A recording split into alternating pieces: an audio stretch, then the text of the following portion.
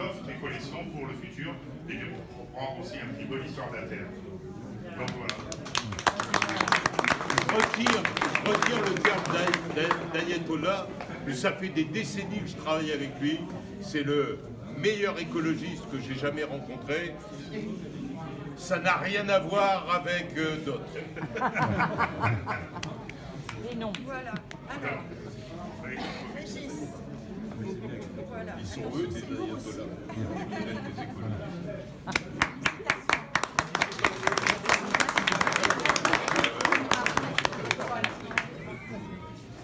Voilà donc pour la plus belle pièce fossile. Et c'est vraiment ces épines qui ont été préservées. Quelquefois, c'est quasiment impossible à trouver de cette façon. Et donc ce que vous pouvez voir d'ailleurs, ce qui est assez particulier aussi, et on en faisait un petit peu, on blaguait là-dessus, c'est que vraisemblablement la grosse ammonite est une femelle et la toute petite ammonite est un mâle. C'est ce qu'on appelle un dimorphisme sexuel. Même si le monsieur avait des tentacules pour attraper la dame, mais vraisemblablement ça serait, c'est encore à étudier, mais vraisemblablement d'ici quelques mois, je pense que nous aurons la réponse. Oui, mais les mâles, c'est pour dire que les bras en tombent et que heureusement que c'est pas comme ça chez nous. Les mâles d'ammonite ont des, donc j'ai vu 10 ou 12 bras, dont 2 bras qu'on appelle les bras ectocotyles. Et il va chercher, le mâle, quand il a envie de s'accoupler, il va chercher dans la cavité générale des spermatophores, ça ressemble à un cylindre, et il nage, et donc le bras se coupe, et le bras tout seul nage jusqu'à la femelle pour aller féconder la femelle. Et donc, heureusement qu'on a, l'évolution n'a pas choisi pour y aller chez nous. On a 2 bras, autre chose.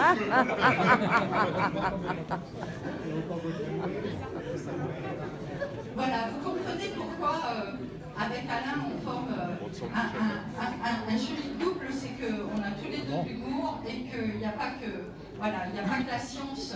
Et on peut aussi s'amuser avec les cailloux, comme on dit. Alors on va passer au prix du plus beau minéral. Donc je vais demander à notre ami Gérard Lecomte de bien vouloir nous rejoindre, qui lui aussi est un ancien, oui, ça fait quand même que ça commence à venir. Et donc avec une superbe pièce qui fait le modique poids de 25 kg, qu'il a eu, voilà, qui nous fait le plaisir de présenter ici. Et donc c'est ce qu'on appelle une amétrine, c'est-à-dire que c'est un mélange d'améthyste et de citrine. Et là je vais passer la parole aux scientifiques pour expliquer ce que c'est. C'est une améthyste avec un peu de citrine. Non mais la citrine, ça a la même composition chimique que l'améthyste, mais c'est une améthyste qui a subi une chaleur à un moment donné et qui donc on passe du bleu au jaune. Et là on a donc surtout le bleu qui apparaît, mais derrière on le voit l'intérieur des cristaux et on le souffle. Et donc jaune et jaune. Puisque la taille des cristaux dépend aussi du temps de refroidissement. Vous avez de la lave, vous avez des filons dans des filons. Et si ça se refroidit tout de suite, ça donne du vert, c'est tout. Par contre, si ça met des années et des années à se refroidir tout doucement, à ce moment-là, on peut avoir des cristaux qui grandissent, qui deviennent... Ouais. Et donc là, ils ont grandi un peu différentiellement, puisqu'il y a d'abord l'améthyste qui est cristallisé, et derrière, il y a eu la citrine. Elle vient de Bolivie. Voilà, et ça vient donc de Bolivie.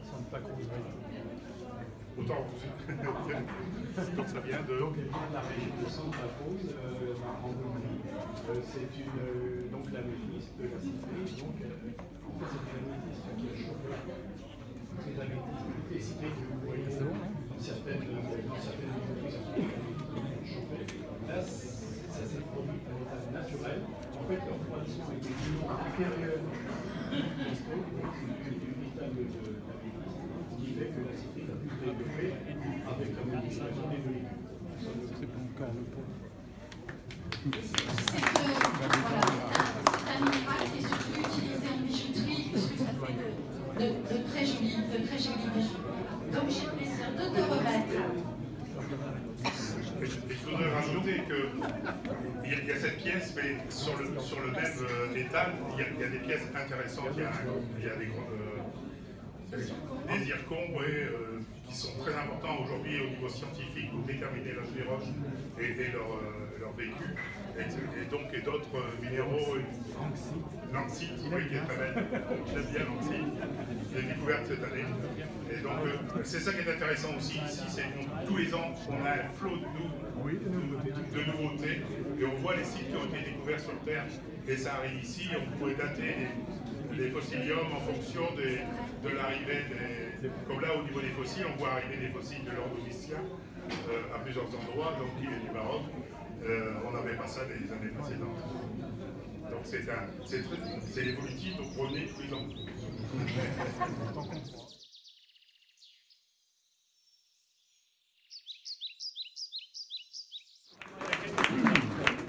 Alors, avant de passer au prix spécial du jury, qui est un prix un peu particulier cette année, je tenais à remercier tout particulièrement Marc Livois, qui est le photographe Livois, qui travaille avec nous cette année et qui nous a monté une superbe exposition photo onirique de là où pensent les cristaux géants, dans un univers un peu parallèle et qui justement permet de s'éloigner de la minéralogie pure et qui nous fait traverser Villeneuve-d'Ascq et les environs au travers de ces cristaux et de ce rêve. Vraiment, c'est magique. Merci Marc, vraiment. Merci. Vraiment. Merci.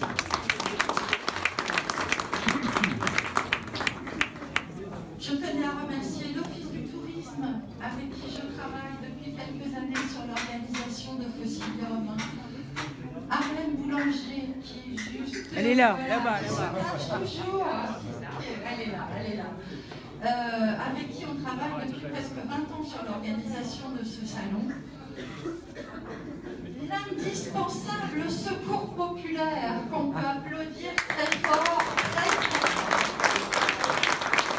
Ils sont là aussi, eux, depuis une trentaine d'années. Alors, ce ne sont pas forcément les mêmes personnes, mais le secours populaire était là aussi à l'origine des premières éditions de Fossilium. Et qui donc s'occupent de la buvette, de la restauration, qui font des plats chauds, des sandwichs, etc. Enfin, bon, voilà. Et qui régalent d'ailleurs les exposants, parce que manger des sandwichs tous les jours pendant 4 jours, c'est pas drôle. Et donc des plats chauds, ça ravigote. Nous allons passer à un moment un peu particulier. Alors ça va être un petit peu difficile, ça va être un petit peu, pour nous c'est un moment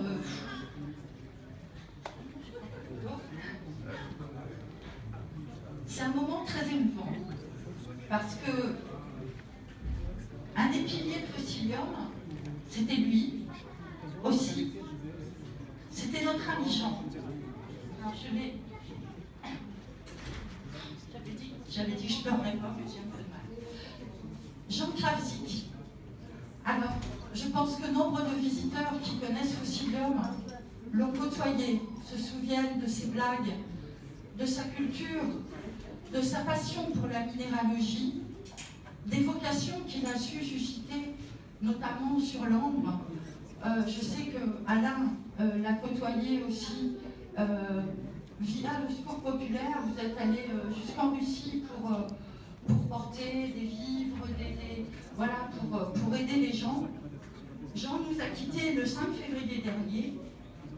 Il allait avoir 77 ans. Il n'a pas été jusque-là. On savait qu'il était souffrant, mais on ne pensait pas que ça allait arriver si vite et qu'il allait nous manquer autant. Et donc, cette année, j'ai décidé que le prix spécial du jury serait remis, à titre posthume bien sûr, à Jean Kravzik. Et donc, je demande à son ami et médecin, Philippe Leroy, à qui j'ai demandé d'être présent, de bien vouloir dire quelques mots sur Jean, puisqu'il l'a très bien connu depuis 40 ans. Tu l'as accompagné non seulement dans des très bons moments, mais dans des moments beaucoup plus douloureux jusque la fin, je sais. Et vraiment, je te remercie d'être là et de me faire l'honneur de dire quelques mots par rapport à Jean.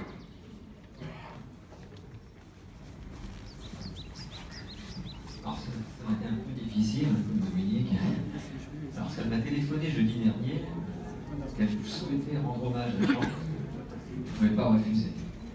Donc je tiens à remercier Dominique pour cet hommage rendu à Jean, et également je remercie l'ensemble de la municipalité, les organisateurs, tous les exposants pour refaire vivre son souvenir.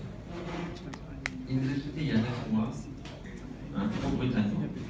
Son humour, ses plaisanteries, ses histoires, sa voix, sa présence, sa forte personnalité, sa générosité, son amitié nous manquent tous beaucoup. Il savait partager ses connaissances en minéralogie. Il était un fin pédagogue, mais aimait également tester nos connaissances. Lorsqu'il nous demandait, avec son sourire malicieux, « Qu'en penses-tu » face à une pièce minéralogique rare. On suivait souvent de longues discussions.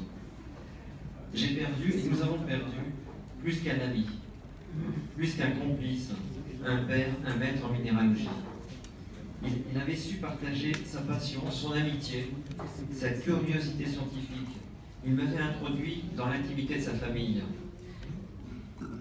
auquel je rends aujourd'hui hommage. Nous avons, en 40 ans, sillonné les bourses, les sites miniers, descendus dans de nombreuses mines, dans les pays de l'Est, en Tchéquie, en Slovaquie, en Roumanie, en Pologne. Nous avons partagé des moments inoubliables. Nous avons partagé une aventure humaine et une passion commune. Une amitié sincère, fraternelle et durable s'était établie. Il nous a quittés trop tôt. Nous avons encore beaucoup de bons moments à passer et à partager, et de beaux minéraux à découvrir. Là-haut, au paradis des minéralogistes, je pense que tu dois mettre l'ambiance. Nous te disons simplement au revoir, car ton souvenir restera toujours présent. Nous te dédions cette citation de saint Augustin: « Celui qui se perd moins la passion, perd moins que celui qui perd sa passion. » Je vous remercie à tous pour cet hommage rendu à Jean.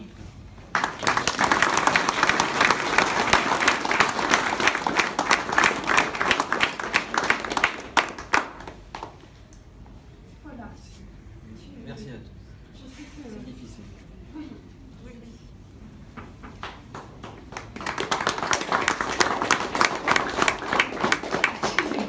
Tu étais juré, je ne le ferai pas. Voilà. Je pense que la cérémonie de remise des trophées se termine sur cette note un peu triste. On a perdu, j'ai perdu beaucoup d'exposants au fur et à mesure des années, mais c'est vrai que le départ de Jean a été un coup très dur. Parce que, effectivement, comme tu disais, sa bonhomie, sa bonne humeur faisait partie intégrante de Fossilium. Je sais d'autres bourses, mais je parle d'ici parce qu'il y avait une ambiance, il faisait aussi partie du secours populaire, une fidélité incroyable et un amour des belles choses qu'il aimait faire partager. Voilà, je vous remercie à tous et puis je vous invite à boire le verre de l'amitié et de l'amour, des beaux minéraux, des beaux fossiles et de l'amour tout court.